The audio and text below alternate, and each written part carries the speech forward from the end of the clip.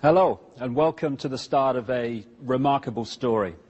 In fact, the word remarkable is hardly adequate. It's almost impossible to reach for a description to describe the scale of the information that you're going to see and hear in the next 4 hours or so. Imagine, for instance, that despite what we're led to believe, there is no such thing as a random accident, a random incident, a random anything. That everything happens because it is meant to happen. On a spiritual level, how we create our own reality, and what we blame other people for, we're actually creating. And in the second part of this video, we're going to look in detail at how that happens, because now, as the veil lifts in the last few years of the 20th century and we move into the 21st, we're now scientifically being able to confirm that these things are true. And then there's another level of what you're going to hear in the next 4 hours, which I'm going to really start with. And that's another version of there's no such thing as a random accident or a random incident. It's a story that reveals that not just now, not just in the modern world, but back thousands and thousands of years, a tiny, tiny few people, indeed interbreeding genetic bloodlines, have controlled, entered the positions of power and have orchestrated what we call history.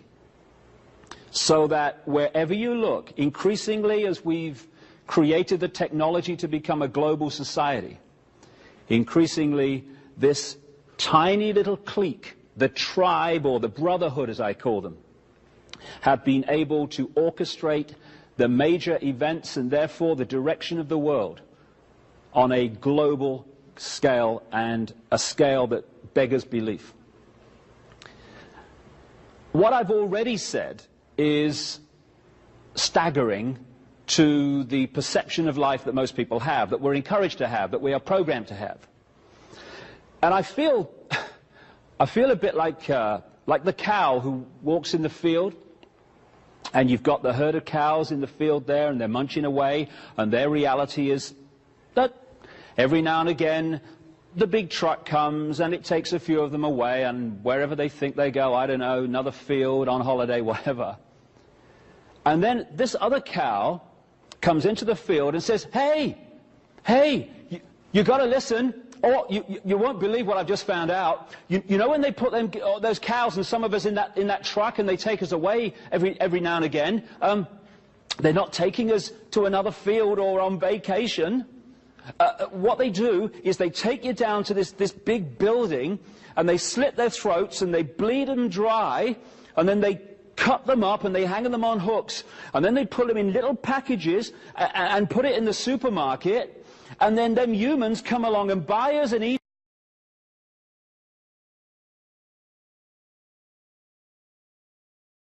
us. What would be the reaction of the rest of the herd on hearing this information? You're crazy, man. You're out of your brain. You want to go and see a psychiatrist. They'd never do that. This is ridiculous. And anyway, I've got shares in that trucking company and I get a good return. Shut up, you're making waves.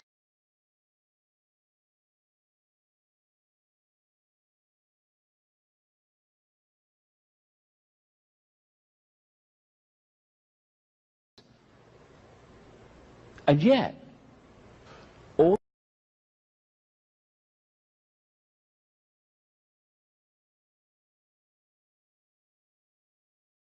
the things that I have just said are absolutely true.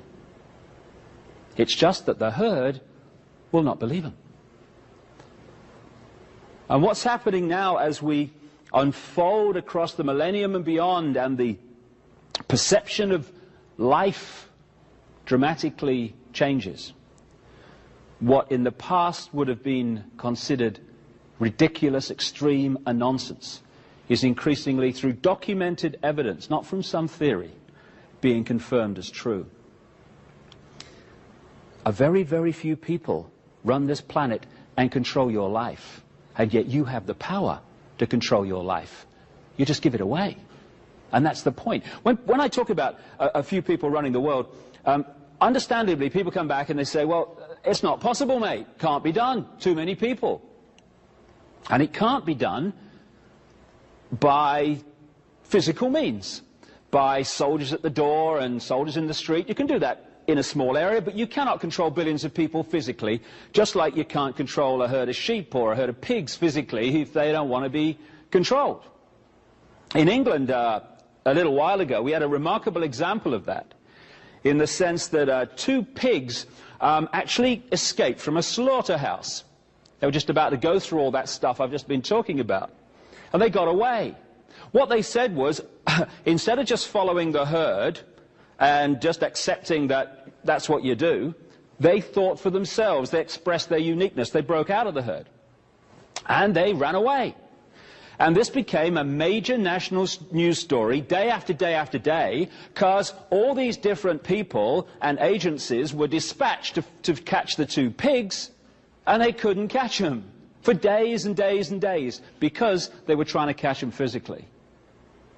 And because those pigs expressed their uniqueness, far from going to the slaughterhouse, they became national celebrities and are now wheeled out at galas and fetes and other events as one of the star attractions. Shows what you can do when you express your uniqueness instead of following the herd. The point I'm making here, however, is that you can't control lots of people physically, but you don't have to. What you do is you manipulate the way they think and the way they feel, so they behave in the way you want them to. Mind and emotional manipulation. Summed up and symbolized by this. We are multidimensional infinity. We're not just a physical body. As we'll come to in the second of these 2 videos, we are everything that exists. But how much of everything that exists, the eternal consciousness, are we accessing? Infinity, or just a fraction? And the difference between that infinity perception of life and possibility and that is simply, again, beyond words to describe. So the idea has been, over thousands of years of this manipulation, to turn unique aspects of infinity into a tiny, tiny eggshell of consciousness with a tiny, tiny perception of its own potential to control its own destiny. And once you do that, you create the herd mentality. And the herd mentality can be summed up by what we see all the time in a herd or a flock, whatever you want to call it, of sheep. If you look at how sheep are controlled all over the planet every day, it's through this. It's because sheep are put in that symbolic eggshell so that they don't think for themselves, they just follow the one in front. So, most of the sheep every day, and I've seen it, remarkable sight it is, where the farmer arrives with the sheepdog, and there's this whole kind of group of sheep, hundreds of them in the example that I saw once in England. And they're all munching away and no problem. And then suddenly, when the farmer arrives, 1 or 2 of them start to walk. And then suddenly, when the farmer arrives, 1 or 2 of them start to walk. Just 1 or 2. Ba, ba, ba, ba, ba, ba, ba, ba. And it's like flipping Exodus. Hundreds of them just follow the one in front without thinking. No? Well, do I want to follow the one in front? You know, what do I feel today? Maybe I want to go over there. No, no, ba, ba, ba, ba, ba.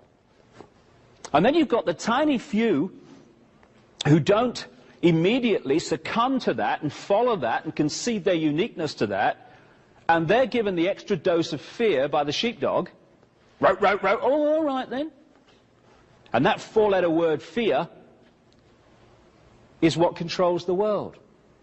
Fear, fear, the manipulation of fear. So what you have are 2 states of being that get hundreds of sheep exactly where the farmer and the sheepdog want every day, and those 2 states of being are ba, ba, ba, ba, and fear, which gets the few to do the same. Staggeringly, We may find watching a group of sheep like that funny. Oh, come on, Ethel, come and look at these sheep. They're ever so stupid.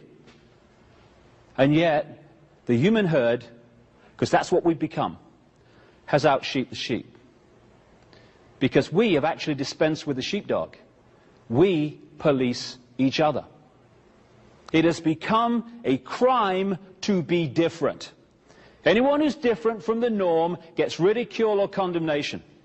Instead of expressing and welcoming and encouraging and glorying in the unique contributions we all have to make, we condemn them or ridicule them. Now this is not just navel contemplating, it is fundamental to how a few have controlled the world for literally thousands of years. And unless we break this, they'll go on doing it. What it means is that all you have to do to control the direction of the world and control literally billions of people is to set the norms in society. What is considered right and wrong, moral or immoral, sane or insane, possible or impossible. And once you set those norms by controlling the education system, crikey, education system, crikey, what a word. Someone said, was Gandhi was asked what he thought of Western civilization, and he said, I think it would be a very good idea. What do I think of education? I think it would be a very good idea. I think it's about time we had some. So through controlling the education system, the mantra messages through the media, confirming that these norms are how life is, the vast majority of people in the human herd, from cradle to grave, occupy those norms and live their lives within them because they think that's reality. Now that's fine, that's a choice, I don't have a problem with that. But we seem to find it so hard to make those choices and let other people make different choices. So the reason the few can control the world as they do and have for so long is not just that vast numbers of people live within the norms, it's that those people insist those people that want to live outside the norms conform as well. So the key state of being, which is the foundation of all that I'm talking about, is the one you'll find in the vast, overwhelming majority during the last war, the World War, Second World War. The far, far, far, far, far, far, far, far left, as symbolized by Joseph Stalin, communism, was played off against the opposite, the far, far, far, far, far, far right, symbolized by Adolf Hitler, the Nazis. Now, they had to be opposites because we're told they are. That's the left, that's the right. Wow, let's have a look at them. Let's just check this one out. The far, far, far, far left, as symbolized by Joseph Stalin, was into centralized control, military dictatorship and concentration camps. Now, the far, far, far, far right must have been very different because they're opposites. I read it somewhere. The far, far right are into centralized control, military dictatorship and concentration camps. And they were played off against each other. They're not opposites, they're opposames. One thing I think we need to remember all the time, opposites never fight. They never take part in wars, because the opposite of a state of mind that believes that war is an option and conflict is an option and violence is an option is the state of mind that says it's never an option, because violence and war and conflict never solve anything. That never fights that, because that doesn't want to know. What fights wars? Two aspects of the same state of being. So the elements of society that create the divide and rule are not even different states of mind, they're the same state of mind with a slightly different name.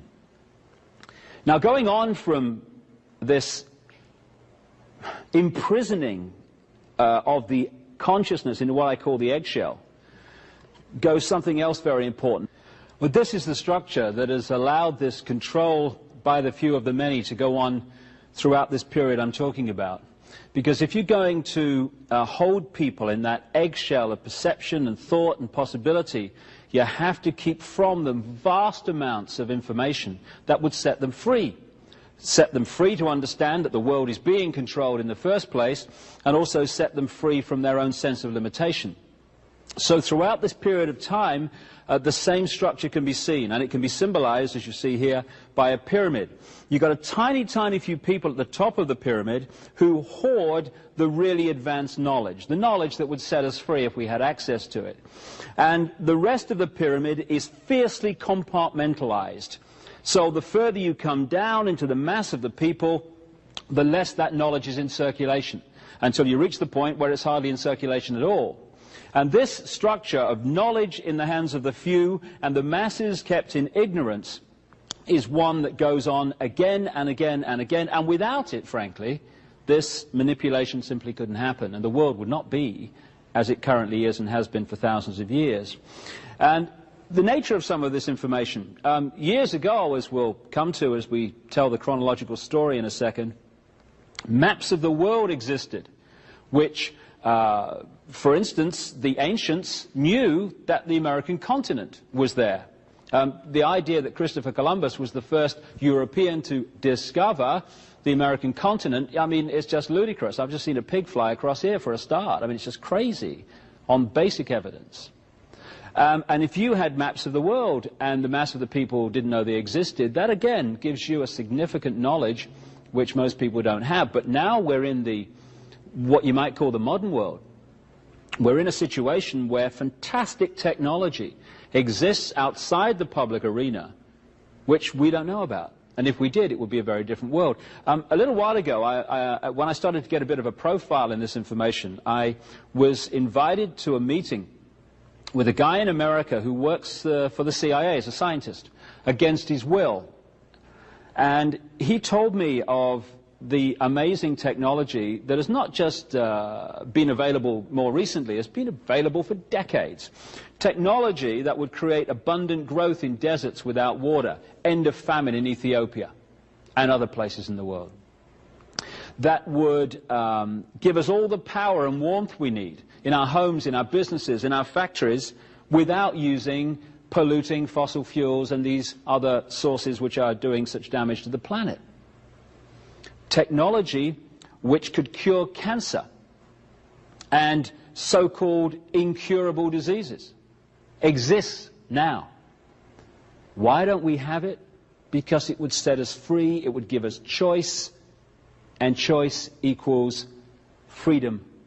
Lack of choice equals the opposite of freedom, the imprisoning eggshell that I'm talking about. So it's kept from us. And I asked this guy, just to give you an idea of what's going on the other side of the movie screen that's projected at us via the media and education and what we laughingly call that. I said to him the obvious question, if you don't like doing all this, why do you work for the CIA against your will? And he opened his shirt and he said, this is why. And it was a kind of a bizarre moment, because on one area of the room there was his children and his family, and yet I was looking at this father from this bizarre perspective of the world he lives in when he goes out the door in the morning. On his chest was a see-through sachet, or patch as they call them in the trade, and in it was this golden liquid which turns out to be a drug. And he went into work one day, because just because you work for the CIA or the FBI doesn't mean you want to control the world and unfold all this stuff I'm going to come to. Most people think they're serving their country. Why? Because they're down here in the pyramid. He went in to work one day, and he has missing time he still can't account for. He remembers just waking up, however, in this room, and when he woke up he realized this patch was there. And the reason it was there was this: his body had been manipulated to need that drug to survive. And if the drug is not replaced, and the patch has to be replaced every 72 hours, he starts to die. And after one incident, when he said no more, they did that. And this is just one of countless people all over the world who are geniuses in their area, that could use that genius to set the world free, who in fact use it because of this situation to further imprison the world and deny us the knowledge of the existence of these technologies, while the very same technologies are used against us to further to increase the control. Because of course knowledge is neutral, technology is neutral, it's how you use it that is positive or negative, and is either freeing or imprisoning. So I got to the point, particularly in a book called And the Truth Shall Set You Free, where I'd, in very great detail, highlighted the structure of how the world is controlled today. And later on in this 2-video series, I'll get into that.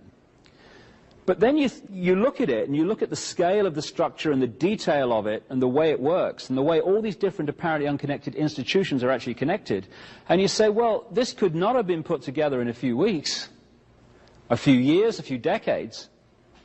So when did this thing start? And you go back. I got it comfortably to the time of the Crusades and the period that a lot of so-called knights organizations appeared, around the 1100s, 1200s, that kind of period, and into the 1300s. Very comfortably back then. Keep going back. And eventually you're into thousands of years BC before you can pick up the thread of where this thing came from. And then you start to look at some of the great mysteries of the ancient world and ask a few questions, because conventional history says that we are at this time at the cutting edge of human knowledge. There was never any society or civilization in the past, or what we call the past, that was here or in advance of here. And in fact, the ancients were like primitive and didn't know much. Well, who built much? Well, who built these then? The pyramids at Giza and some of the other great structures of the ancient world, which are mathematically, geometrically, perfection. Who built them? Bill and Ethel in the tent? I mean, who did it? Then you look at some of the other... This is Easter Island. I'm sure I know someone looks like that. I'm sure I know someone that was designed on. But this is, again, thousands of years ago. And them hats there are apparently 10 tons. Be interesting, wouldn't it? How did they get them up there? You know, you imagine it, can't you? Come on, Bill, bit more, left, right. Was done by high intelligence. No one knows where they came from. All the pyramids. Look at this. This is in Peru. Now, this has been done by an axe and chisel, isn't it? Look at the perfection of the way that stone is fitted into the rest. Can't hardly get a piece of paper between it. Thousands of years ago this was done by a primitive people. Oh, aye. Places full of pigs flying. Look at the size of this in Peru. You know, again, all right, Bill, bit heavier this time, to the left. Fantastic knowledge created these things in the ancient world.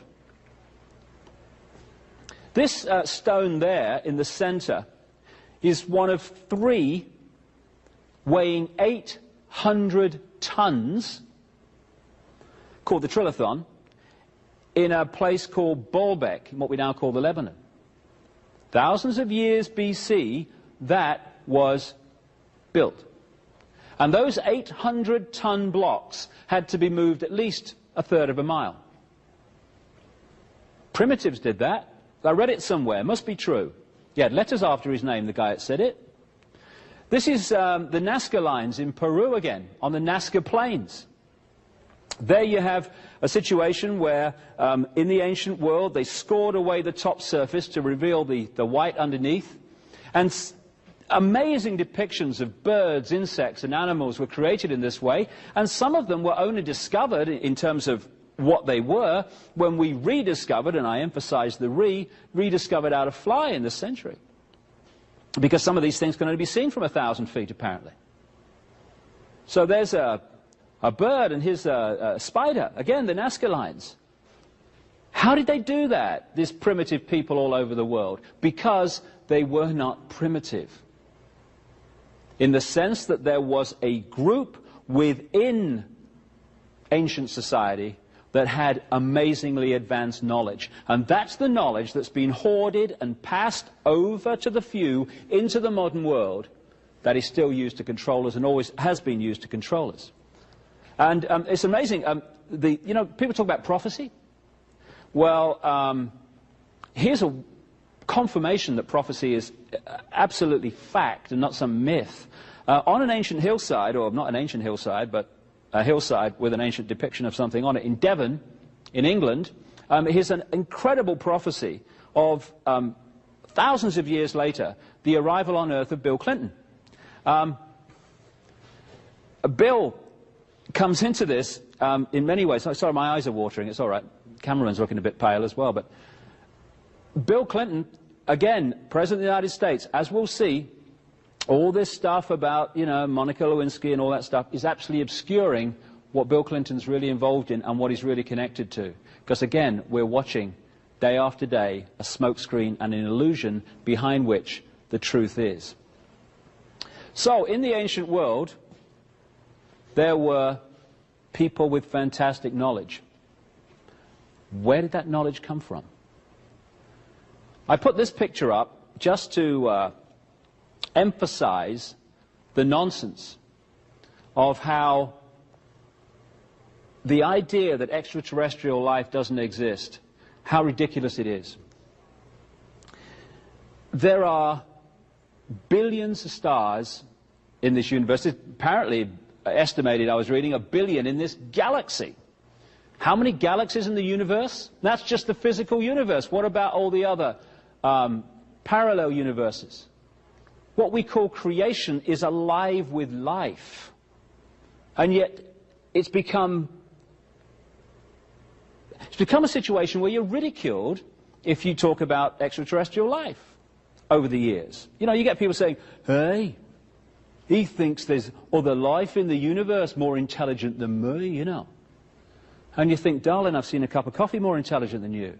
But the point being that to say that in this amazing mass of life, in this galaxy alone, that life as we know it has only evolved on this one tiny little planet in this one solar system, that's credible. Oh, yeah, scientists say that. And yet to say there must be life elsewhere on the law of averages alone is to be, he's a bit strange, he believes in extraterrestrials. But when you look dispassionately at the evidence, and that's the point, if you come into this stuff with a belief to defend, might as well go and watch The Price is Right, because the belief will defend itself. If we let the information lead us rather than the preconceived idea, it takes us into some very interesting areas. First of all, when you look at ancient texts and traditions all over the world, literally all over the world, you find very clear descriptions of an advanced race or races that we would call extraterrestrial, not of this planet, that came to this planet and brought this advanced knowledge a long, long time ago. Some of the most famous examples of this are what have become known as the Sumerian texts or tablets. They were found in what we now call Iraq in the last century, about 1850. There's thousands of them.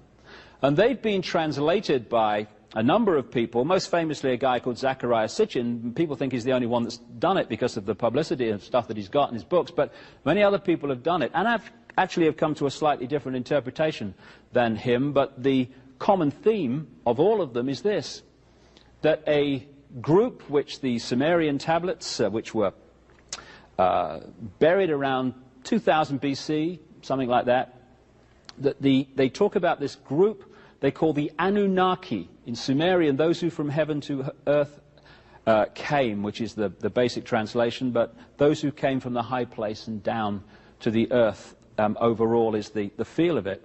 The Anunnaki.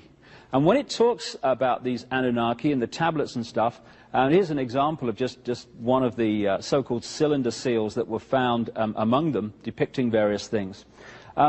There are some remarkable points and areas of text and evidence that you can see.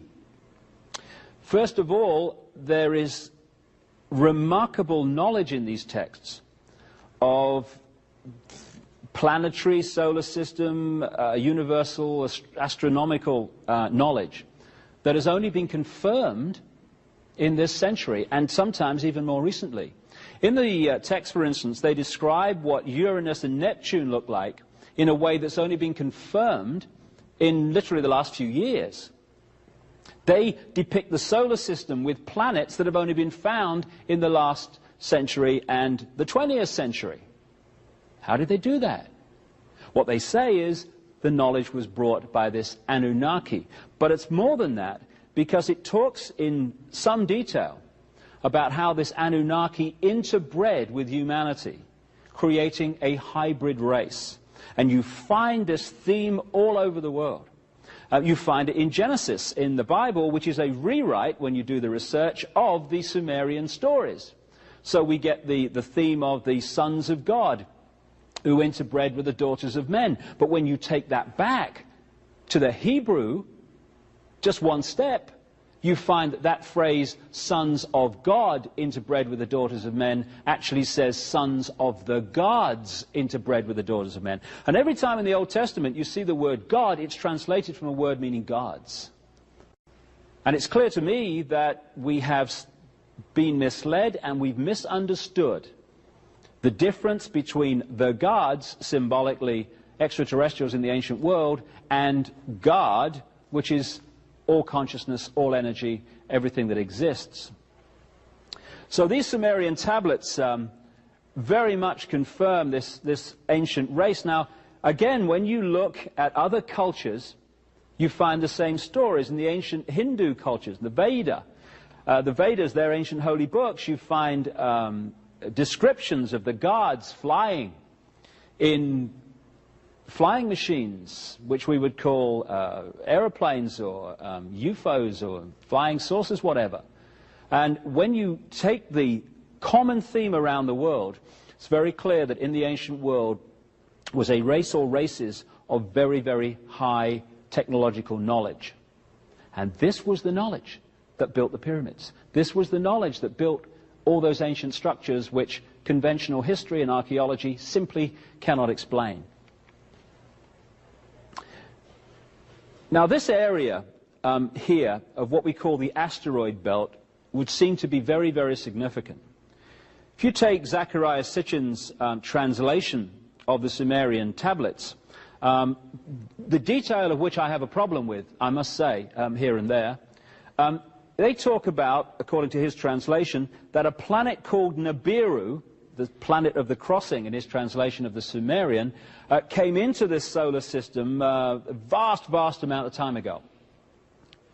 And one of its moons collided with a planet that was between Jupiter and Mars, and that created the asteroid belt, which just happens to be between Jupiter and Mars.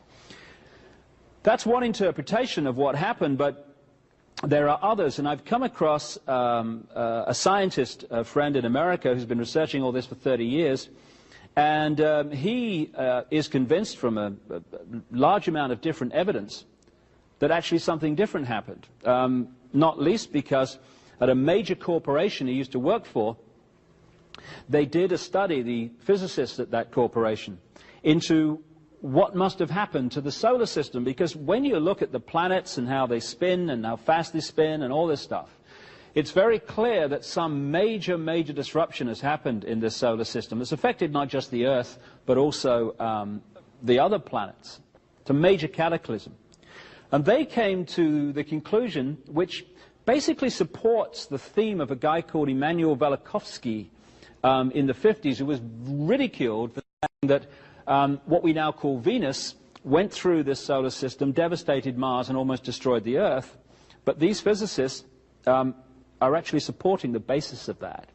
What they believe, as a result of their research, is that the planet we now call Jupiter came into this solar system not that long ago, remarkably, 7,000 years ago maybe, something like that. 4,800 BC was the date that I was given for the window of time that had happened. And it collided with a planet that was in that area, and devastation unfolded, and the asteroid belt was the result. They also suggested that a great chunk of Jupiter, which is a colossal planet, of course, broke off and careered through this solar system and devastated Mars. Interestingly, the probes to Mars have suggested that the landscape of Mars is no more than 10,000 years old. So something certainly happened there that devastated it. And came close enough to the Earth and was caught in the Earth's field for a while, did a couple of orbits, and that orbit, when you look at the scientific suggestion of what that would have caused, starts to confirm some incredible legends, traditions, and oral and written evidence from the ancient world all over the planet that there came what the Bible calls the Great Flood. One of the things that this would have done, this pass by what we now call Venus, is to have created a 10,000-foot tidal wave. Interestingly, in the pre-flood world, since then, agriculture as we know it began at heights above 10,000 feet. Quite obvious why that would have happened in the scenario we're talking about. It is also suggested, and my other research, and in the book The Biggest Secret, it's detailed and documented in great detail, is that there was a Martian race, which was the white race, which actually came to the Earth and was interacting with the Earth, but as a result of the devastation and destruction of Mars, actually came here because it needed to survive. And this white Aryan Martian race based itself, and those that were here at the time of the cataclysm survived as a result of going into the high places in the Near East, what we now call Turkey, Caucasus Mountains, Iran, and that sort of area. And the amazing culture that appeared there, and I'll come to that in a second, was the result of this knowledge. This is another map of Europe and North America. Again, I'm talking about a cataclysm here, maybe about 4,800 BC, but there have been many of them. When you look at the geological and biological records, it's very clear this planet has had many cataclysms. Just talking about one. Earlier, around 13,000 years ago, there was clearly another.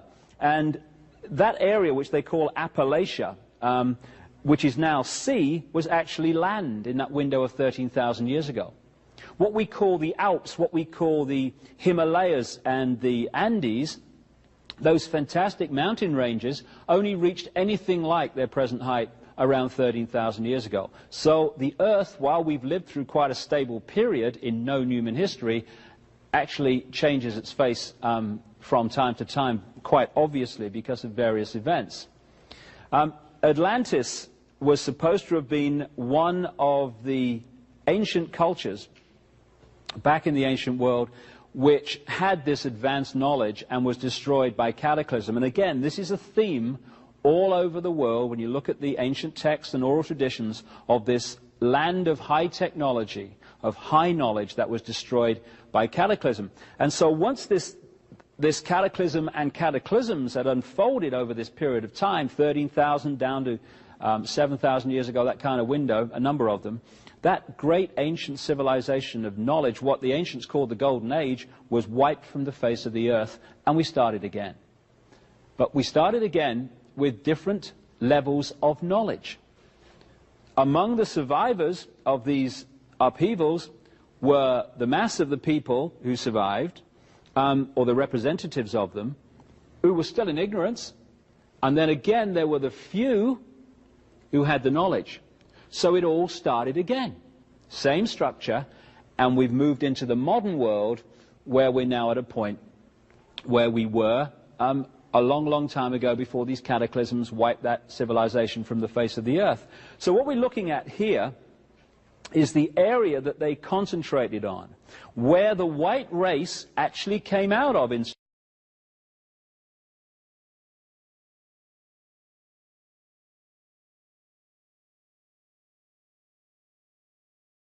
interestingly. When they're talking about the Martian race being a white race and actually focusing in that area of the world, the Caucasus Mountains, southern Russia, that area, Caucasus Mountains, down into what we now call Turkey and those areas around there, Iran, that's where the white race came from. The actually original name of Iran translates as land of the Aryans. When you look at the Hindu culture in the Indus Valley, which was one of these cultures, again, that spontaneously emerged with advanced knowledge, even conventional history accepts that that culture, the Vedas and the structure of the Hindu religion, etc., was taken into the Indus Valley by an Aryan white race from the Caucasus Mountains. And when the floodwaters started to recede down from the high places, which could be the translation of mountains, and when the floodwaters started to recede down from the high places, which could be the translation of Anunnaki, those who came from the high place, came down into the Indus Valley, into the plains and valleys of Sumer, and they created the Sumerian culture, which is accepted again by conventional history, didn't start at this level and gradually evolve. It started at a very high level of advancement and then gradually fell away. Same with Egypt. It started at a very high level of advancement and then gradually fell away. Babylon, another one. And again, there are different uses of knowledge. And Babylon appears to have been a center for those who were in a state of being that wanted to use this knowledge to control, because Babylon was where so much of the manipulation and control of today actually came out of. So, in short, we have an extraterrestrial race in that area, interbreeding with humanity, creating hybrid bloodlines. Now, in The Biggest Secret, I go into this in much more detail, but it seems to me that along with this white Martian race was what UFO researchers have called a reptilian race. And the detail of that is documented there. And it's this reptilian race that also interbred with humanity, and I think the reptilian race were the Anunnaki. When the first interbreeding took place, the hybrids were half human, half Anunnaki, I think reptilian. And they interbred with this Martian race, this white race that became the race that took over the world, in effect. When a second interbreeding took place, it wasn't between the Anunnaki reptilian race and the humans, it was between the Anunnaki and their hybrid bloodstreams. So now we're going 75% Anunnaki reptilian, 25% human. These bloodlines, what I will call the pure bloodlines, the pure hybrids, these are the ones, when you trace into the modern world, that turned up as the pharaohs, as the ancient kings of Iran, the so-called serpent kings, that became the aristocracy of Europe, that became the royal families of Europe, and through the Great British Empire became the presidents, business leaders, bankers of the United States. The reason that these families of the Eastern establishment of the United States that produce the people that run America and the European aristocracy and royal families, the reason throughout history that they have obsessively interbred with each other and not outside is because they're trying to hold this genetic structure. This is a picture I took of a partial eclipse of the sun on a pyramid at Chichen Itza in the Yucatan, a Maya pyramid. And understanding the two levels of knowledge of the sun from the ancient world to today is to understand much about this manipulation and what's been happening in the world. On one level, the masses obviously focused on the sun because of its heat and warmth and its effect on their lives and their crops and all that stuff. But the few at the top of these pyramids of control, the advanced race, or races, if you like, they understood the much bigger nature of the sun. The fact that it is not just a source of heat and light, it is a fantastic generator of magnetic electrical energy which is affecting life on Earth second by second by second by second.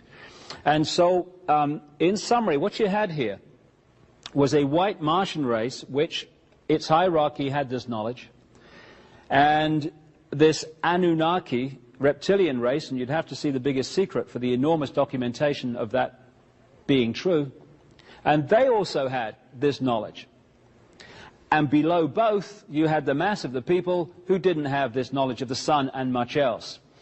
And a tussle took place between these two races, and eventually the reptilian race, through their bloodlines, took control and now control the world. So let's have a look at the nature of this knowledge of the sun. What you're going to see now are sunspots, great arcs of fantastic energy that are emitted from the sun in cycles. Sometimes they're very powerful, sometimes they're less powerful. And the sun is 99% of the mass of the solar system. When it changes, everything changes. And a great example of what I'm talking about and how it affects us and how the ancients knew about this is a guy called Maurice Cottrell. Earlier on in his life, he did a lot of research into sunspot activity, solar flare activity, these projections of energy from the sun, and he found that they could be put into various cycles. Small cycles, medium cycles, great cycles over thousands of years. Later on in his life, he came across the Maya information left in Central America, the Yucatan, by the Maya people who picked it up from previous people. And again, you go back eventually to this extraterrestrial race, or races, emphasis on the races. And they have put together a symbolic and mathematical structure that talks about cycles of human evolution, small cycles, medium cycles, great cycles. And Cottrell found, to his surprise, that these Maya cycles of human evolution corresponded, even over thousands of years, in remarkable synchronicity with his cycles of sunspot activity, projections of energy from the sun. He also looked at the various historical cycles and found that the rise and the fall of great civilizations like the Roman Empire corresponded to these cycles of sun energy. So, when the sun changes, we change. We are encouraged at some points to be open to more aggression or more this or more that. Now, if you know that, and you know that at certain times the mass consciousness is more likely to react in a certain way, then you know, as you're manipulating the world, when to have your wars, when to have your economic collapses. And this is why, as many researchers, not just myself, have established, that these events tend to happen in key years relating to sunspot and sun energy cycles. Therefore, in the ancient world, there was the knowledge of the sun in its true importance and its true effect, and then there was the mass of the people who just looked at it in a totally different way. And this is why in the cultures of the ancient world you found, again, here a chair from Egypt, a throne from Egypt, a Akhenaten chair, the pharaoh, sun. Gold, the solar color, the solar metal. This is why the obsession was with gold. Also, lions, you find tremendous symbolism of the lion. The lion with its long mane symbolized the sun, which is why it was always there. Here again, in Sri Lanka, gold and the sun. Here in Rome, the two lions, the sun, and the disc, the sun. Again, understanding this. Now, here, much more recently, this is the sun chair of George Washington, first president of the United States. And the reason that you find the symbols of the ancient world used by this high advanced level of knowledge in the more modern world, right to the present day, among the secret societies and among the countries in terms of flags and symbols, etc., is because the same knowledge stream is used today and the same manipulation is used today as always was. Now, this is a symbol that explains so much about religion and many of the symbols you see in the modern world. Because of the focus on the sun in its various levels of importance and understanding, this symbol was devised in the ancient world to symbolize the passage of the sun through the year. They did the circle with the zodiac, zodiac coming from a Greek word meaning animal circle appropriately. They broke the circle into 4, the seasons, with the cross, and they put the sun on the cross. I've heard that somewhere before. So what they did is to focus their symbolism on this journey of the sun. This is why, when you look pre-Christian, pre-Jesus, you find an endless stream of deities in the ancient world who were given birthdays of December the 25th. Why is that? Because around December 21st, 22nd, you have the lowest point in the sun cycle in the year, the northern hemisphere anyway, which is the winter solstice. And at that point, the ancients said the sun had symbolically died. 3 days later, the sun had demonstrably started its journey back to its peak in the summer. And at that point, December the 25th, they said the sun was born or born again. And because Christianity was created in the form we know it by a sun-worshipping Roman emperor called Constantine the Great, that's why Jesus was given the birthday of December the 25th, symbolic of the sun, which is what Jesus is to a large extent. The evidence that he existed is like almost non-existent, if not non-existent in total. So by Easter, the sun was entering the sign of the ram or the lamb. And so they had ceremonies in which they sacrificed lambs in the pre-Christian world because they believed that by sacrificing the lamb to the gods, they would have good luck and their sins would be forgiven and all that stuff. Now this is where the symbolism of Jesus and so many mirrors of Jesus in the pre-Christian world, that's why we constantly get this recurring story of the lamb who died so our sins could be forgiven. Now what the ancients also did is they symbolized the sun as a baby at the December the 25th time, as a kind of a youth at Easter, and as a strapping, strong, immensely strong man in the height of the summer, and losing his power in the fall, autumn, and then being an old man back towards the winter solstice. And they symbolize the sun as a person with long golden hair, just like the mane of the lion. And so this is where the Old Testament story of Samson comes from. Samson. And what happened was they had him with long hair, big strapping man, the sun at the peak of the summer.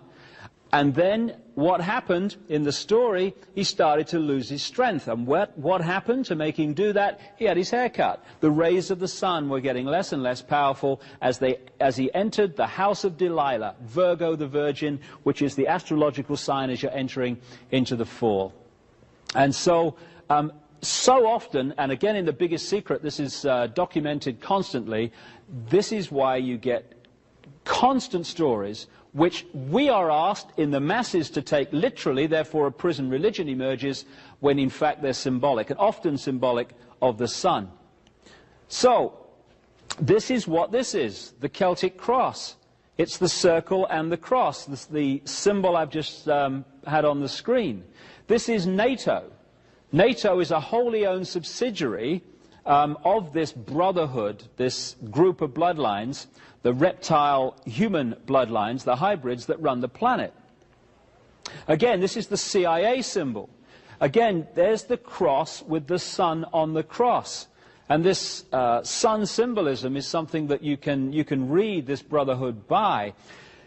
I came across this shot, or this symbol, in the City of London. Now, we'll get to this. The City of London is the operational epicenter of this global web of manipulation.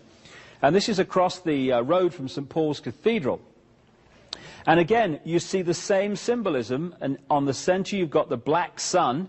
Now, the black sun symbolizes two things. It symbolizes the negative use of solar energy, and it also symbolizes something that's becoming more and more obvious and people are becoming more aware of, and that's that it's not just the planets that go around the sun in the solar system. This solar system is also traveling around a central point, and that central point is known symbolically as the black sun, kind of a galactic center, and it takes 26,000 years for the solar system to go round that sun, and we are now in the process of completing one of those 26,000 year cycles, which is why the world is changing, and is going to change dramatically in the next 15 years to 2012. So again, this symbol keeps coming up in the modern world as well as the ancient one. Now, even in the design of cities, which this brotherhood has in the modern world controlled, you see exactly the same symbol. What you're looking at here is the Arc de Triomphe in Paris. Paris, like Washington and London, is a mass of esoteric symbolism and sacred geometry built by design into the street plan. And so what you have is the Arc de Triomphe with the circle around it. There's the center of the sun on the cross, if you like. And going off from there are 12 roads breaking up into the 12 segments, just like that symbol I showed you a few minutes ago. And this again is sun symbolism from the ancient world carried by this group. And even in the road, on the road plan around the Arc de Triomphe, you see the sun there making the point. But if you don't realize where all this is coming from, it just seems like kind of nice design. Again, up there, Order of the Knights Templar in the York Rite of Freemasonry. That symbol there with the cross and the crown is the way the symbol of the circle and the cross has been got into Christian churches without people realizing what it means. It's the same symbol, the cross and the circle. And again, you see the same symbol here. This is the famous painting by Leonardo da Vinci. Leonardo da Vinci was a very high initiate. In fact, he was the Grand Master of a elite secret society, still very much part of the manipulation today, called the Priory of Sion, S-I-O-N. And Sion comes from a Sanskrit word meaning the sun. The Priory of the Sun is what it's actually saying. And this guy was an initiate who knew the underground story and the underground knowledge. This is why Da Vinci was able to make predictions and draw pictures of various technologies that were well ahead of his time. Now what he's done here is present the Last Supper picture in the form of symbolizing that same symbol, the cross, and the sun on the middle and the circle. He's depicted Jesus as the sun, hence the halo around his head there, and he's broken up the disciples into 4 sets of 3, symbolizing the 3-month periods of the seasons and the sun going through them. This is why this constant recurring number of 12 and 1, the hero and the 12 followers, constantly reoccurs. This is why you have King Arthur and the Knights of the Round Table, the circle of the zodiac. This is why again and again the big religious heroes had 12 followers, the sun and the months and the areas of the zodiac. This is an ancient stone depiction of the Phoenician and many other cultures within the Middle Near East, but certainly the Phoenician sun god called Bel or Bil, who became the Canaanite Baal. And there you see the halo around the top of his head symbolizing the sun. And this is vastly ahead of the emergence of Christianity, which then used the halo, because the same symbolism was used, because again is Zoroaster depicted with the halo and the rays around his head, because these guys did not actually exist. They were symbols of the sun. That level of knowledge knows that. This level of knowledge, the masses, takes the symbolic literal, and you have a prison religion. So let's pick up how this all unfolded from here. Just to quickly summarize. In that area of what we now call Iran, Turkey, and the Caucasus Mountains, you had 2 advanced races at the same time. You had the Martian race, which came down and survived there and came out of there after the cataclysm involving Venus 7,000 years ago or so. But you also had another race, which the Sumerian text called the Anunnaki, a reptilian race.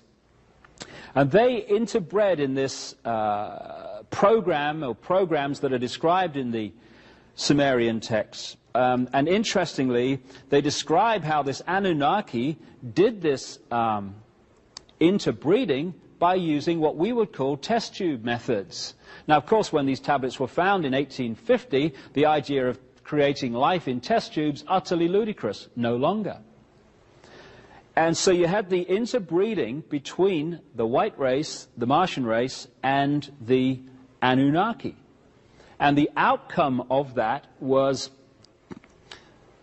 what appeared to be a human form, is what we'll call it today, but within that white race were particular bloodlines that were very, very reptilian.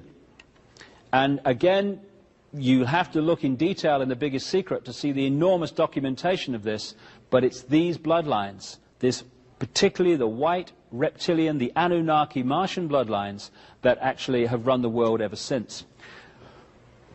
Demonstrably, the white race took the world over. They came out of the Caucasus Mountains and this area of the world in two basic ways. Go one way first, by land.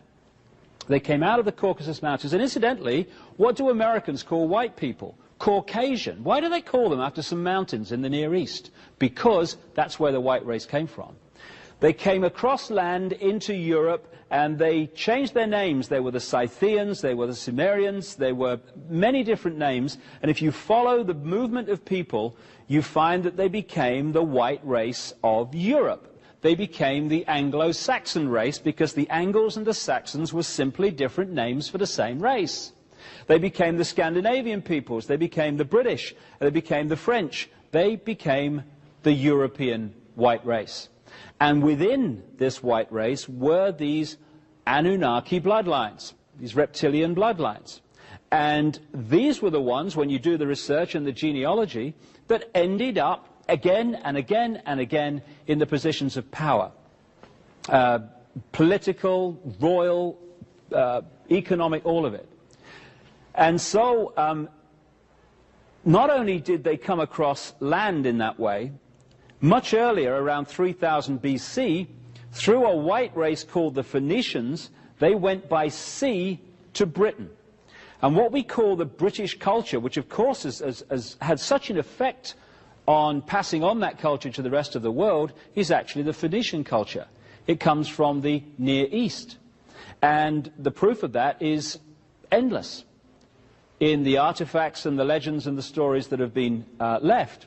For instance, what you see there in that depiction on the coin, an ancient coin, is a Phoenician goddess called Barati. And on the other side, you see the classic depiction by the British of their goddess, Britannia. And they are the same, because Britannia was Barati. The Phoenicians worshipped two deities. One was the male, Barat, one was the female, Barati. And she became Britannia, and Barat and Barati became Baritan, and the Baritish. The British culture is in effect the Phoenician culture. Not only that, when you look at the names given to the goddesses and what have you, or in the Indus Valley, what we call the Hindu culture, they are the same. They are very, very close to the name Bharat and Bharati, because this white race, as I said earlier, also went in and created the Indus Valley Hindu culture. No accident that all the major religions in the world that were prisoners came out of this same area of the Middle and Near East. In Britain are white horses scored into the hillside. This is supposed to be the oldest one. It's a place called Uffington in Wiltshire.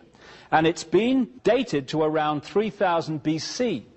That is precisely the time the Phoenicians arrived by sea into Britain, bringing the Bharati, British culture as it became. Now, why would the Phoenicians score horses in the hillsides, the chalk hillsides of Britain? Very simple. The Phoenicians were sun worshippers. This was a Phoenician symbol of the sun. This is a Phoenician high priestess. Again, you see the swastika. The swastika was a Phoenician symbol of the sun. Quite a positive symbol, and what the Nazis did, because they understood this, is they turned it round to indicate the negative, because they understood the nature of the sun as well. This is a Phoenician stone found in Britain. There again you see the swastika. And what we call the British culture came from the Near East. Another thing that these advanced people within the Phoenician culture understood was the fact that the earth has through it and around it what is known as an energy grid or grids. These are force lines of energy. Some people call them ley lines, some people call them dragon lines in China, meridians, whatever. Where these lines of force cross, you create a vortex. Where many of these lines cross, you create a colossal vortex, and therefore you have enormous energy which you can use to create and do various things. This guy was an Englishman in a place called Herefordshire, and one day he was on his horse at the top of a hillside, and he suddenly looked down into the valley and saw these lines in a sort of psychic way all over the place, straight lines, and they connected the sacred wells, the sacred places of worship, the points where the churches were built, the hillsides, etc. And this now, as we have moved on, has been confirmed by the scientific world, those with an open mind anyway, that this grid system actually exists like a web around the world. Now, where these ley lines cross, in their most powerful way, where most of them cross, just happens to correspond with where the ancients had their most sacred ceremonies and their most sacred places. Stonehenge and places like that were built on them. So where the lines come in and the vortex is created, that is where they built the Stonehenges. The Aveburys, another stone circle and energy complex in Britain. That's where they built all over the world their temples to access this energy. This is Avebury in Wiltshire. Now this is interesting. I used to live near here, and the Phoenicians built this with their knowledge. Now the Phoenicians, I would suggest, and the evidence is presented in The Biggest Secret, were originally a Martian race.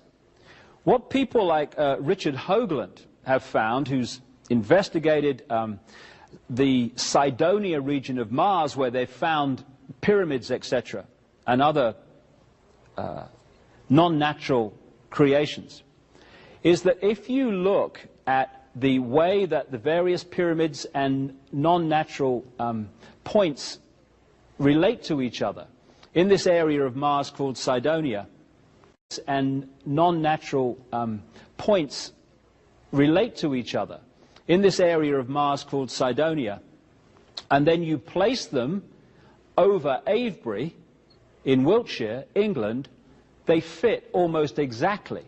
Avebury appears to be a mirror of Cydonia on Mars. Also, when you look at the background, there's very strong evidence that the pyramids in Egypt were built around 3000 BC, the very time these things were going up. And they built pyramids. What have they found on Mars? Pyramids. Also, as some scientific research has shown, when you put people in white bodies into sensory deprivation tanks, their natural rhythm is not the rhythm of the orbit of the Earth, it is the rhythm of the orbit of Mars. And a scientist friend of mine said to me once, after I first met him, he said, you know, there's a point in the world where on one of these magnetic grids systems, called the Hartmann grid, 12 of these meridian lines cross at the same point and go down in the Earth. Amazing place. I said, where's that? He said, a place called Avebury in England. The ancients knew this. This is Silbury Hill, the biggest man-made mound in Europe, right next to Avebury. This is Stonehenge. It's one of the crop circles down the bottom there, or the crop formations, 125 circles I think there is in that. These ancients, coming from this advanced knowledge, this is Tara in Ireland, all over this area of Britain. This is Glastonbury Tor, not too far from Avebury and Stonehenge. And then you come to the pyramids of Central America, the Yucatan. Why is the basic culture and the stories and the beliefs and the building methods of Central America, South America, the same as Europe? Because when you follow this research, you find that the Phoenicians not only went to Britain in the ancient world, they crossed the Atlantic also. Phoenician artifacts have been found in Brazil, for instance, and what could well be Egyptian, certainly Egyptian or Oriental artifacts, have been found in the Grand Canyon. The reason that the stories and the beliefs are so similar, almost exactly the same, in the American continent as the European continent, when they weren't supposed to have met, is because it was taken from across the Atlantic into the Americas by this white race. Babylon, I mentioned earlier, was very important. It was in Babylon that a large number of these reptilian, human, reptilian, Martian, whatever you want to call them, reptilian white bloodlines focused themselves. And in Babylon, they created the structure which can be found in every religion, because they understood if you got a certain structure and called it a religion, you could imprison the human mind. And so when you look at the religious belief and structure and stories of ancient Babylon, you're looking at the ancient stories that followed. For instance, where have you heard this before? Nimrod, the father, and Tammuz, the son, were the same. Father-son. And then you had Queen Semiramis, who was the mother, the virgin mother of Tammuz. So in Babylon, vastly before Christianity, you had Nimrod, Tammuz, Semiramis. Father, mother, son. The Trinity. And Nimrod was symbolized in many different ways. And one of the ways he was symbolized was as the eagle looking both ways. And what you're looking at there is a symbol of modern Freemasonry.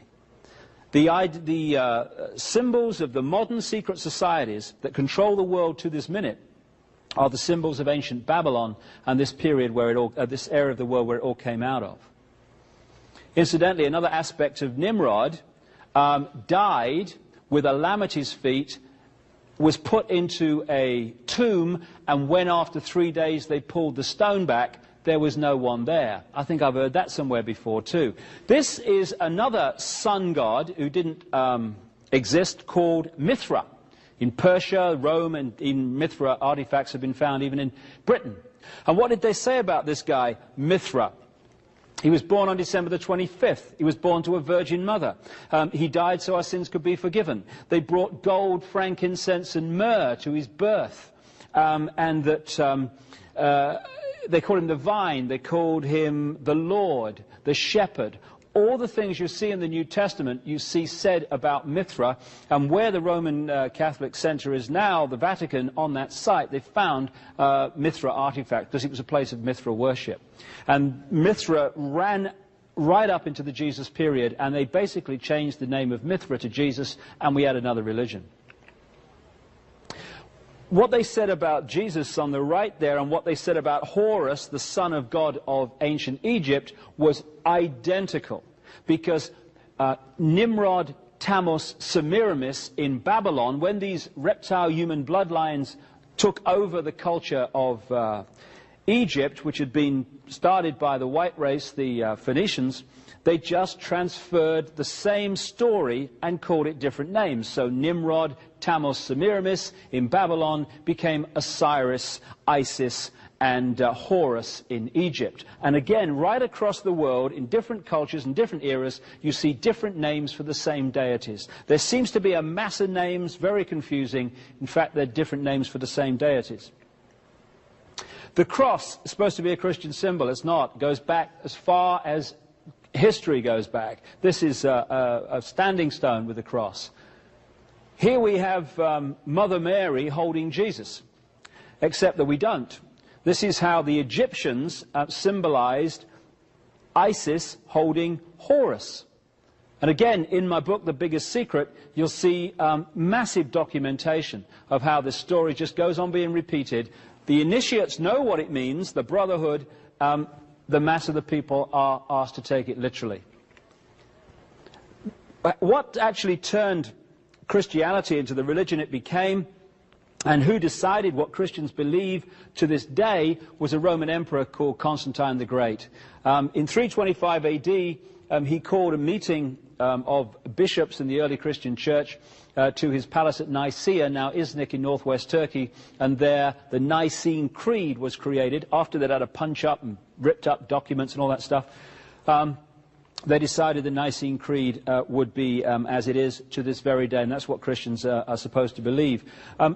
In this sign you will conquer. What Constantine said, and he was a sun worshipper. He worshipped a deity called Sol Invictus, the unconquered sun, and Mithra and all this stuff. He had no problem with Jesus because it was just a different name he believed for what he was already believing anyway. What he said was that before a battle, when he was battling to become emperor, he saw a cross in the sky from Jesus saying, by this sign, or in this sign you will conquer in the battle, which sounds massively like what the Prince of Peace would say, doesn't it, really? So Christianity was a manufactured religion. Here we see the Pope. There's the Maltese cross, a brotherhood symbol that you can see to the present day. I'll come to that shortly. But on the Pope's head is the mitre. And if you look at it sideways on, it's actually a fish head. Why is it a fish head? Because that's the symbol of Nimrod, the Babylonian god figure. Why is it a fish head? Because that's the symbol of Nimrod, the Babylonian god figure, who they symbolized as a fish, as they symbolized his partner Semiramis as a dove.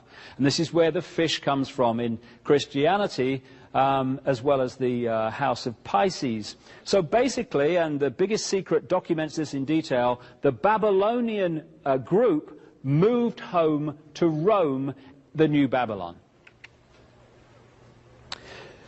Now, also in this story, if we move forward to the time of the Crusades, in the 1100s, 1200s, you find that in the Middle East at that time, a series of knights organizations suddenly appeared, which are still going today, and among their members today are some of the top people in global politics, business, banking, military, media, etc.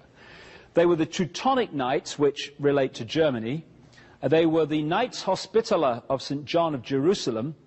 And St. John, incidentally, is a symbol of Nimrod, for reasons the Biggest Secret explains. And the other one, which I'm going to concentrate on for a few minutes, was the Knights Templar. And they all appeared around Jerusalem at the time of the Crusades. And the Knights Templar said that they'd created this organization originally to protect pilgrims who were visiting the Holy Land. Well, there's only 9 of these fellas for 9 years, which is going to protect a massive amount of pilgrims, clearly. After they'd parked themselves in Jerusalem, right next to what we now call Temple Mount, the so-called scene of Solomon's temple. But when you look at the background of Solomon, there is no evidence he existed outside the Old Testament, and every syllable of Solomon means the sun, another symbol.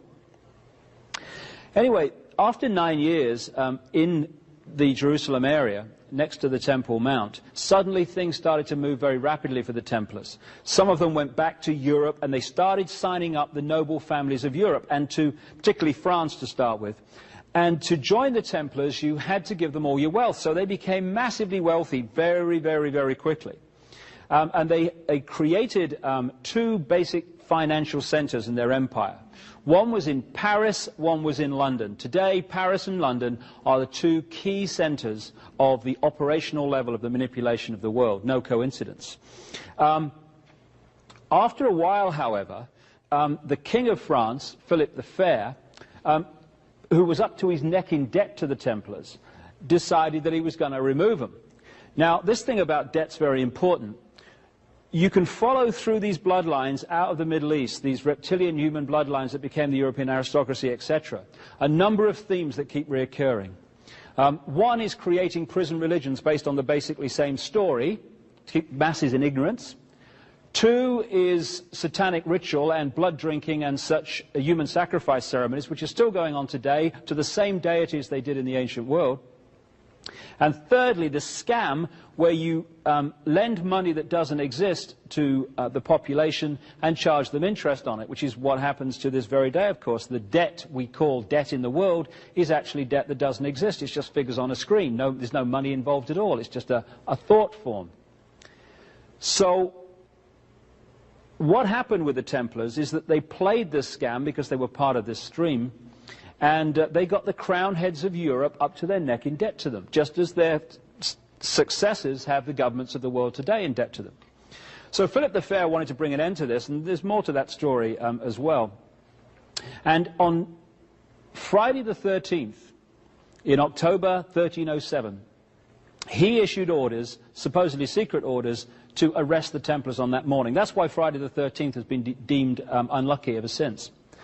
Now, he got some of the Templars, but he didn't get most of them. They got away, and they went in three basic directions. One, they crossed the Atlantic to the Americas, and two other directions. First of all, they went off from their port at La Rochelle in France with the loot, because when Philip the Fair went to get the loot from the Templars in their headquarters in Paris, it had all gone.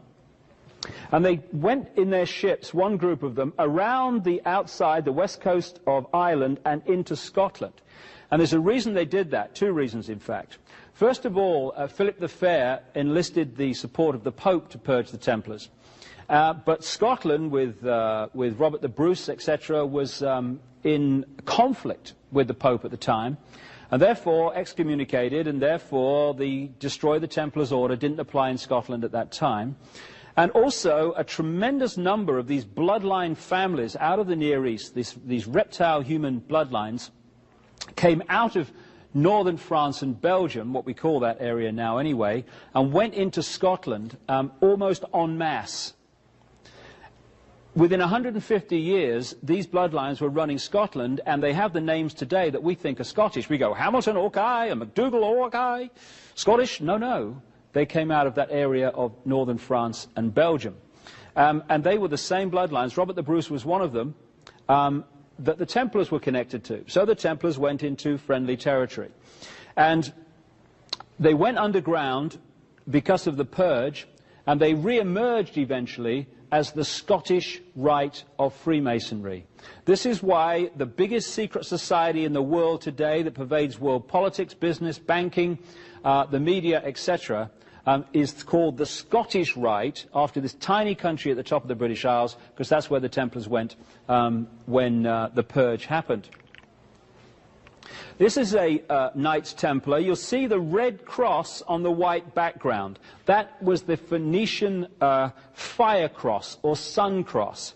And this is why the flag of England is a red cross on the white background. It's also why you had the Red Cross organization, which is also linked to this network at the highest level. Now here's the flag of England. It's called the St. George's Cross. Now, two big British deities were St. George, who killed the dragon, and the more I research this, the more I feel that is symbolic of this battle between these this Martian white race and this Anunnaki reptilian race, because the dragon was very much used to symbolize this serpent race in the ancient world. And so St. George is not actually a British deity, it's actually Phoenician, because that's where the Phoenicians went, to Britain. St. Michael, which is a great Christian deity, was an ancient Phoenician deity also, and areas of Europe, like called St. Michael's Mount, one in England, southern England, came from the Phoenicians who settled that area. Now, the Templars then moved out of France around into Scotland, and that was one area they went. They went across to the Americas, and they also went down to Portugal. Now, before I get into that, let me show you one thing in Scotland which confirms so much of the fact the Templars were there, and indeed there are many artifacts to prove it, and other evidence. And that's this place, Rosslyn Chapel, in just south of Edinburgh. It is the great city on the east coast of Scotland. And this was built on the land of the St. Clair family. Now, the St. Clair family were a French bloodline going back to the Near East that went to Scotland and became the Sinclair family, that classic Scottish name Sinclair. And this is one of the great holy grails of the Brotherhood today, the Rosslyn Chapel. Now, in the stonework of Rosslyn Chapel, you see sweet corn plants, aloe plants, and cactus plants, etc., that at the time this was built were only found in America. Perhaps still are, I don't know, but certainly then. Which is remarkable because this was built before Columbus left on his journey to discover America. In other words, they'd been long before, they just didn't want us to know it. So, as they went to Scotland, so another group of Templars came down to Portugal, which will connect into America now as we start to enter the modern world. They hid behind an organization called the Knights of Christ, the Knights Templar under another name, and they were a maritime organization because the Templars had a massive fleet of ships. And actually they flew on their ships the flag of the Skull and Bones, which has become known as the pirates' flag. It was the Templar flag, which is why the Skull and Bones is still a symbol today of this brotherhood. And one of the Grand Masters of this Knights of Christ, the Templars under another name, was a guy called Prince Henry the Navigator. And he had access to maps of the world that the general population never had because of this pyramid, knowledge, ignorance. This is significant because the father-in-law of Christopher Columbus was a sea captain close to Prince Henry the Navigator. So Columbus was not looking for India when he found the Americas. He knew basically where he was going because the maps already existed. Because this unfolding agenda has a time scale, not least through the sun cycles, etc., it means that although they knew the Americas existed, the point had come in the agenda where it had to be officially discovered and therefore occupied by the European races. Now, Christopher Columbus, his name wasn't actually Columbus, his name was Colon. Why did they call him Columbus? Because in the various, not just religious, but other historical texts, you see the codes and the code names that the initiates would understand that the general population do not. I mentioned a few minutes ago that the symbol for Nimrod was the fish and the symbol for Queen Semiramis was the dove. Columbus means dove. In French today, colombe actually still means dove. And the Romans in the Roman Empire worshipped a deity called Venus Columba, Venus the dove. Both Venus and the dove were symbols of Queen Semiramis, this deity. So that's where he got his name, Columbus. But there's more actually to look at in terms of this. Because 4 or 5 years after Columbus found that part of the Americas, down the Caribbean, etc., another guy left Bristol, England. And Bristol comes from Barati, that's where the name evolved from, the Phoenician deity. His name was John Cabot, and he discovered what we now call North America. Conventional history has not put Columbus and Cabot together, but you can do, not least through the research of a Freemasonic historian of great reputation called Manly P. Hall, who points out that Columbus and Cabot both operated in Genoa at the same time, and both were connected to the same secret society network. And within a few years, 4 or 5 years of each other, one finds one part of the Americas, the other finds another part of the Americas. Just a coincidence, nothing to worry about.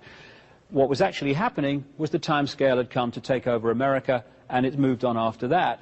So Columbus was a front man and a knowing one. There's one other group that came out of this Near East which it is vital to talk about, and it relates actually to Columbus too. We've seen how one group of peoples moved by land across from that Caucasus, Turkey, Iran area and across to become the white races of Europe. We've seen how the Phoenicians went to Britain much earlier than that, 3000 BC, but there was another group which came out of the Middle Near East and parked themselves in Venice in northern Italy. And these Phoenicians became the Venetians. And they created a maritime, because they were a maritime nation, the Phoenicians, and financial empire out of Venice. And that financial empire was based on lending people money that didn't exist and charging interest on it and funding both sides in wars. Now, within these white Phoenician bloodlines, yet again, were these reptilian bloodlines, these Anunnaki bloodlines. And again, you'll have to refer to the biggest secret to see the enormous evidence that this stuff about the Anunnaki and the reptilians is correct.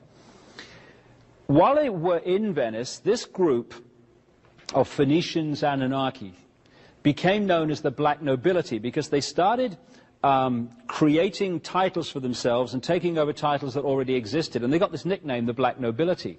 Now, some of the so-called Jewish banking names of the world today, like the Warburgs, not actually Jewish at all, because they came out of this group in Venice.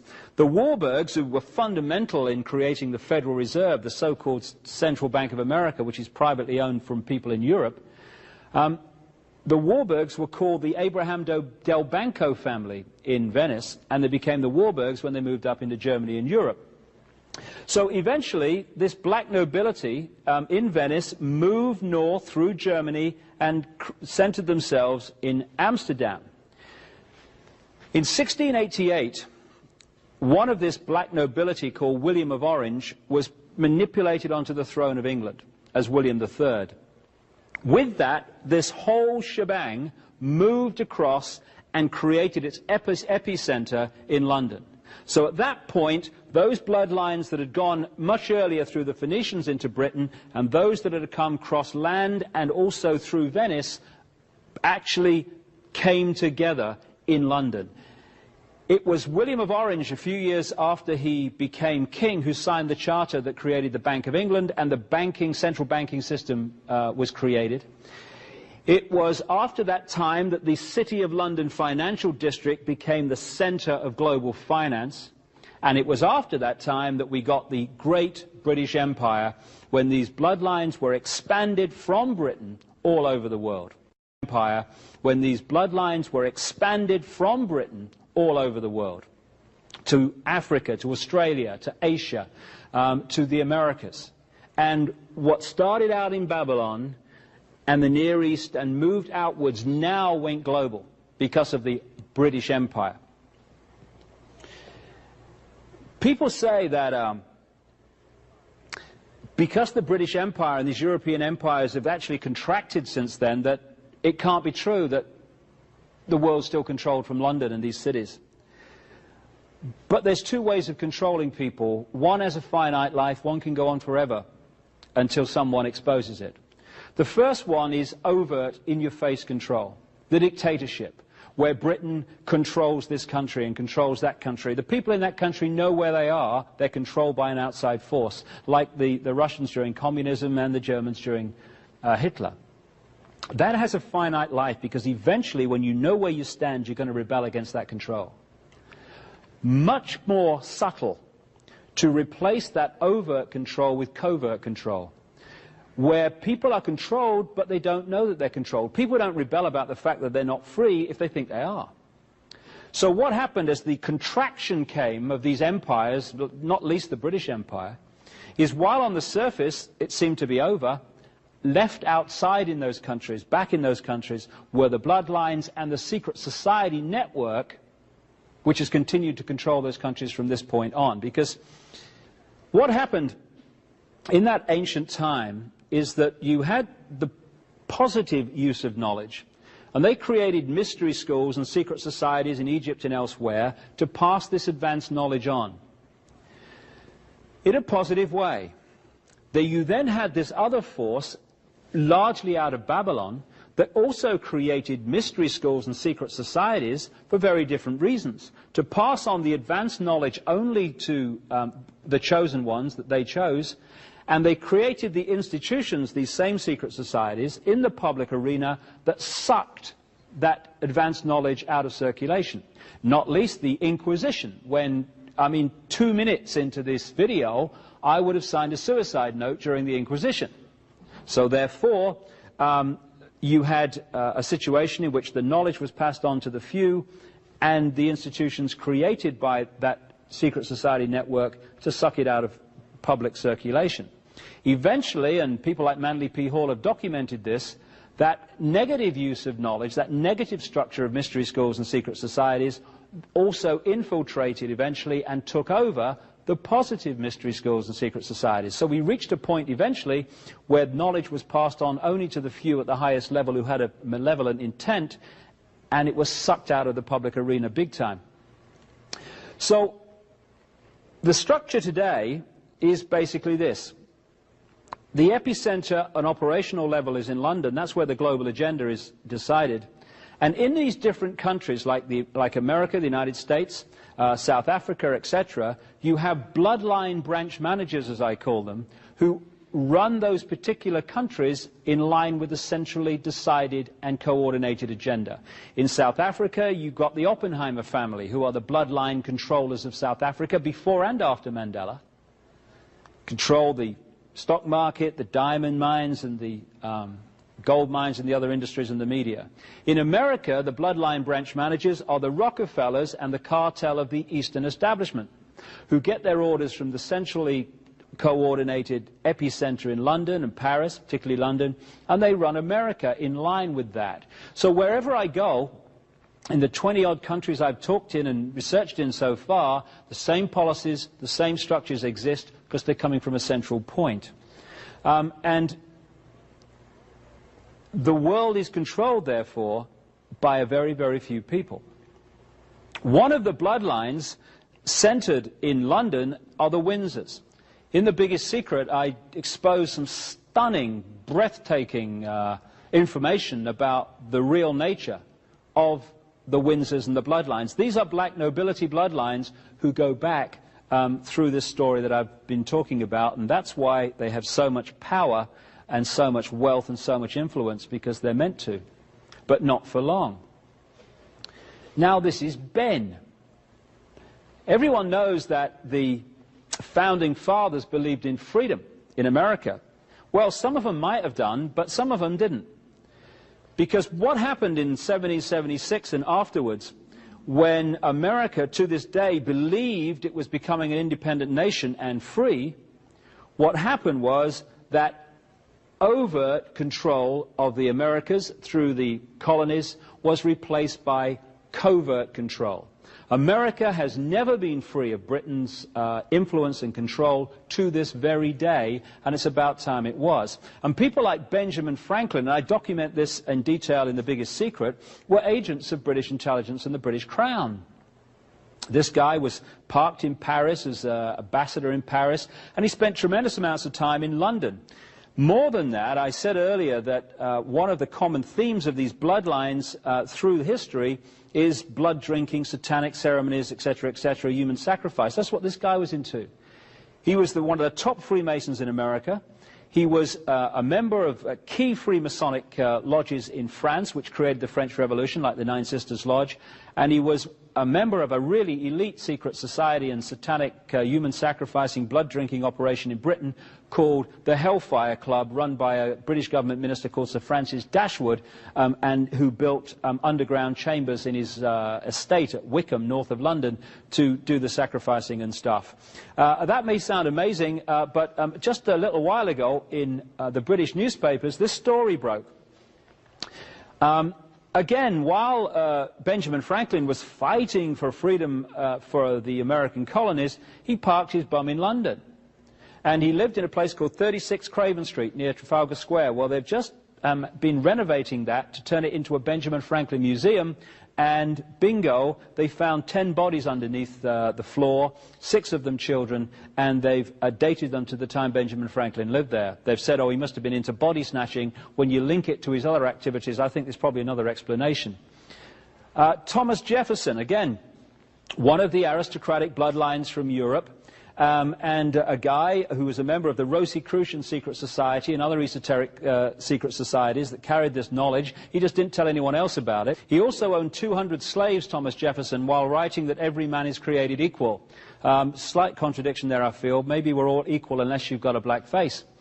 And so when you look at the presidents from the very start, this is George Washington. Again, another of the aristocratic bloodlines from Europe that became presidents of the United States. When I'm talking about these same bloodlines taking over Europe and then through the British Empire taking over America and other countries, I'm not kidding. When you do the genealogical research, you find some remarkable statistics. Since George Washington became president in 1789, and including him, every single American presidential election has been won by the candidate with the most British and European royal genes. And that comes from Burke's Peerage, the Bible of aristocratic genealogy on the planet, based in Britain. We've had, at the time that I'm speaking these words, 42 American presidents. 33 of them are genetically related to England's Alfred the Great and Charlemagne, the most famous monarch of France. Way back, he became monarch for the Holy Roman Empire. Of the 42 presidents, 19 have been genetically related to England's King Edward III, who has thousands of blood connections to Prince Charles. And then you look at Bill Clinton. Bill Clinton's a kid from Arkansas, we all know that. He's not connected to any bloodlines, just a kid off the street, made good, because anyone can become president in America. I know, I read it somewhere. Clinton is genetically related to the House of Windsor, to every Scottish monarch, to King Henry III of England, and to King Robert I of France. And this is why, because of his bloodline, that he was taken at a very early age and given this scholarship to Oxford University called a Rhodes Scholarship, which is given to bloodline people in the world to go and be indoctrinated into this agenda in Britain, and then they come back, and the ratio of them that become presidents or people in power behind the scenes in their countries is absolutely vast. It's because of their bloodline. There's a number of symbols which you can pick up, because there's a secret language of this brotherhood, again, that comes out of Babylon. And as the time has gone on, the malevolent use of this advanced knowledge through this, what you might call Babylon Brotherhood that emerged on a global level as it is today, has become the dominating force on the planet, interacting, as I talk about in detail in The Biggest Secret, with this Anunnaki extraterrestrial force or race. One of the symbols is the pyramid, and particularly the pyramid with the capstone missing, the pyramid and all-seeing eye.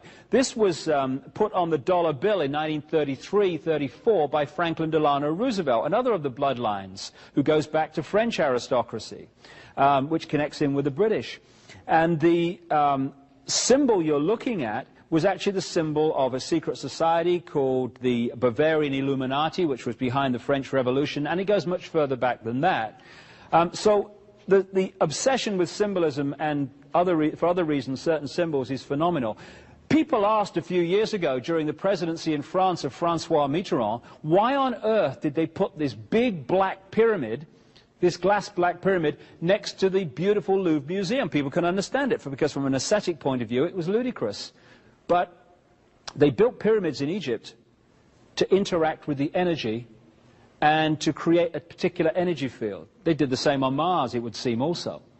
And they're doing the same in the modern world in the street plans. This is why, and we'll see this as this talk unfolds, why that pyramid was put there.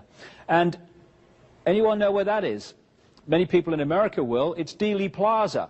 This is where they killed Kennedy, in Dealey Plaza. And the street plan of Dealey Plaza, where the first Freemasonic temple in Dallas was put, is a pyramid with the capstone missing. They killed Kennedy on the right-hand side, the grassy knoll near the number 5 there, and down the bottom of the pyramid in an underground car park is where they killed Lee Harvey Oswald, who was falsely accused of doing the deed, but you need someone to blame when you don't want people to know what really happened.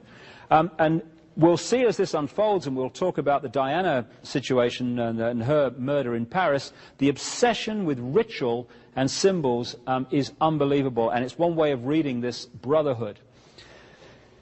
The key brotherhood signature is the lighted torch. This comes from an ancient legend which goes back to the Watchers, or Anunnaki, the extraterrestrials. They were also called the Watchers in some ancient texts. And the legend was that some of these Watchers gave knowledge to humanity, or a certain section of humanity. And a number of deities have been invented in the various different cultures, like ancient Greece, etc., to symbolize this same story of the gods giving knowledge to certain numbers of humans. The most famous of these is this guy, Prometheus, the Greek god who was supposed to have come from the Caucasus Mountains, and he's holding, as you see, the flame. The flame is symbolic of knowledge, the sun, the illuminated ones. The Illuminati is one name for this brotherhood. The illuminated ones, those illuminated into this advanced knowledge. And so what you're looking at is a gold depiction of Prometheus in the Rockefeller Center in New York, put there by the Rockefellers, and there's a plaque to show that, because they, one of the bloodline families running America on behalf of the London Central elite, they know the symbolism of Prometheus. And so the lighted torch, or the flame, became the key signature of this brotherhood, and you can follow it. That's what this is. This is an exact replica of the Statue of Liberty in Las Vegas. That's why you've got the fairground ride behind. But what you're looking at is the lighted torch, the sun, knowledge, the illuminated ones, the Illuminati, the Brotherhood. Also around the head you see the rays of the sun. Now that's classic Queen Semiramis symbolism. That's basically Queen Semiramis of Babylon. And because of this difference between those in the knowledge, the few, and the masses who are not, people look in America and around the world at that in New York Harbor and they say, oh yeah, that's symbolizing the land of the free. No, no. It's symbolizing the opposite. It's saying, look, we run the show and we're telling you and you haven't even got a clue. And this is not actually new at all. This was given, in terms of America, this was given, the Statue of Liberty, to New York by French Freemasons who were in the underground stream of knowledge of what it represented. And in Paris, to this day, in an island on the River Seine, there's the Eiffel Tower in the background, there is the French Statue of Liberty in the same way. Because, again, it symbolizes something to this brotherhood which the masses don't understand. When they killed Kennedy in Dealey Plaza, there's the grassy knoll over on the right there. Afterwards, they put in Dealey Plaza an obelisk, which is a Freemasonic symbol relating to the sun, the phallic symbol, the male energy. Again, goes back to ancient Egypt, etc. And at the top of that, after they killed Kennedy, they put a depiction of the lighted torch, because that is the Illuminati Brotherhood signature saying, we killed Kennedy, and we're telling you, and you don't even see it. What did they put on Kennedy's grave? To this day, the lighted torch. They call it the eternal flame, but it's their signature saying, we killed Kennedy, and we're telling you, and you're not even bright enough to see it. But of course, if you don't understand the story we're not being told, how can you see it? It just seems like the eternal flame, a positive thing. It's not. This is Paris. There's the Eiffel Tower. That is an exact replica, put there in the late 80s, of the torch held by both the French and the American Statue of Liberty. What is that? Where is that? That stands on top of the Pont d'Alma tunnel in Paris, almost on the spot underneath where Diana was killed in the car crash, and that has become the shrine, if you see the flowers there, to Diana, exactly as planned. And what have they put on the island where they buried her, or claimed to have done, at Althorpe Park in Northamptonshire in England, on the Spencer estate? They put the lighted torch, the signature, we did it.